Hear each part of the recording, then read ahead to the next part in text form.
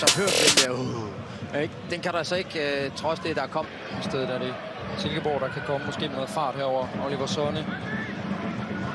Vi skårer det ind i feltet, og så er Sonne klar måske til at levere et indlæg her, der kan nå lidt længere. Kampen har nu, at Silkeborg ikke er der, hvor de har været. For så overladt bolden til Þórðarson. Afleveringen ligger lidt bagved. Ligger her. Godt lavet CV. Kommer selvfølgelig fra Alexander Lind, der også stormer ind i feltet nu i lighed med to andre holdkammerater. Det der indlæg fra...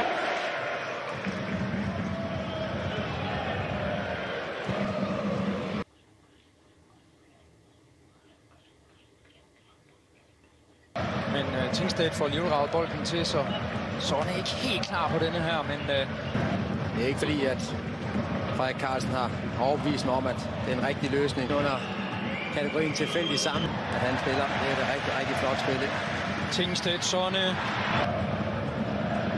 Sonne tilbyder sig. Godt spillet af Salkvist. Til første halvleg, der har været en del og også temmelig lange skadespauser, så vi skal nok få en del til. Altså forsøger det der hver eneste gang. Han ser også lidt brugt ud i sin tilbage. Jeg tror faktisk, det er. Og Dietzson og Al-Haj. Jeg er også sikker på.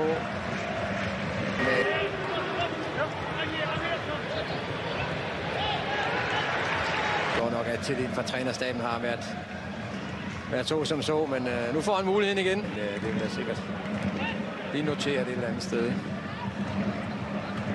Også en Buya Turay og Tyler Bury har jeg fået at vide. Første del af sæsonen. God nedtagning af Køler. Dommer. Virkelig har været i en skuffende udgave. Ja. Får skubbet bolden et led længere frem. Sonne. Alexander Lind. Ja, kun efter. Altså, jeg kigger tilbage til 1988. Der er heller ikke noget. Har en god mulighed for at holde målet rent for 5. hjemmekamp i træk. Det er altså ikke sket for Silkeborg i den bedste OB. Godt lavet af Tony Adamsen, selvom han bliver udsat for et lille frispark fra Philip Heland. Den her sæson har inkasseret sene mål. Men det har de også gjort, selvom de har været 5 i bagkæden. Det er det, der er udfordret. Oliver Sonne. Der er plads til OB nu. Måske det ikke lige nok. Bolden rundt, det er som